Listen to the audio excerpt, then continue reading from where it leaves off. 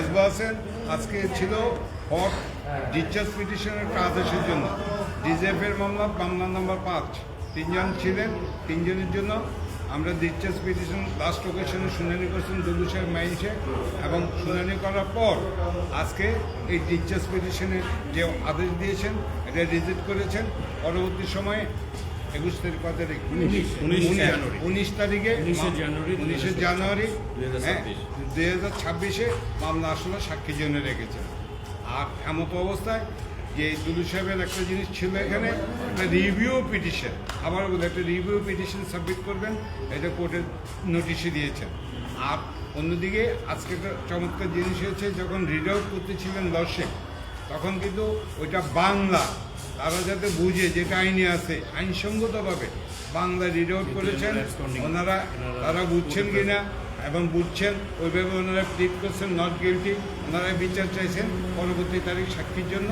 ইনশাল্লাহ আগামী তারিখে সাক্ষী। আবেদন খারিজ হওয়ার ফলে আপনাদের প্রতিক্রিয়া কি? আমাদের অব্যাহতি খারিজ হলে আমরা কিন্তু আরেকটা নোটিশে দিয়েছি যে ওনারা যে অবজারভেশন দিয়েছেন এই অবজারভেশনগুলো কিন্তু আমরা রিভিউ করব ওই অবজারভেশনের উপরে, তখন কথাটা বলতে পারবো।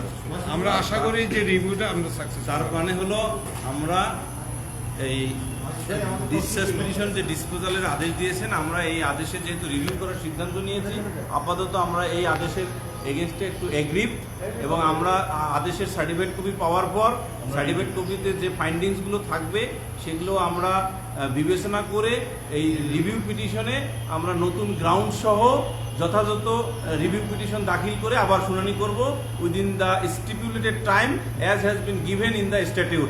আমরা বিশ্বাস করি তিনজনের পক্ষে। হ্যাঁ, আমরা তিনজনের পক্ষে। তিনজন যারা একটু লাউডলি আপনার কাছ থেকে চাই, সেটা হচ্ছে এলাকায় যখন জিজ্ঞাসা করা হয় অভিযোগ পড়ে শোনানোর পর, ওনারা তিনজনই একই ধরনের বক্তব্য দিচ্ছেন। বক্তব্যটা যদি আপনি একটু বলতেন। ওনাদের বক্তব্য হচ্ছে যে এটা নিয়ম, এটা হচ্ছে আইনের নিয়ম, পরিষ্কারভাবে বলা আছে অত তারিখ থেকে অত তারিখ পর্যন্ত এই যে ভিকটিমগুলো আপনার ডিটেনশনে ছিল।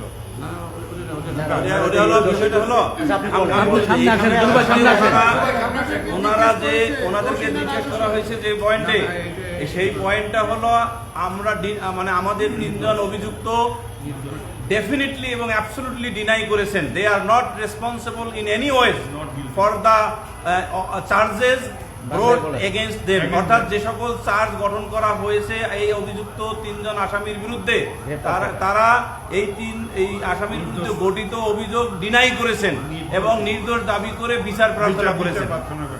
ওকে, ধন্যবাদ। এবার আপনি কিন্তু ইংরেজি চলে যাচ্ছিলেন।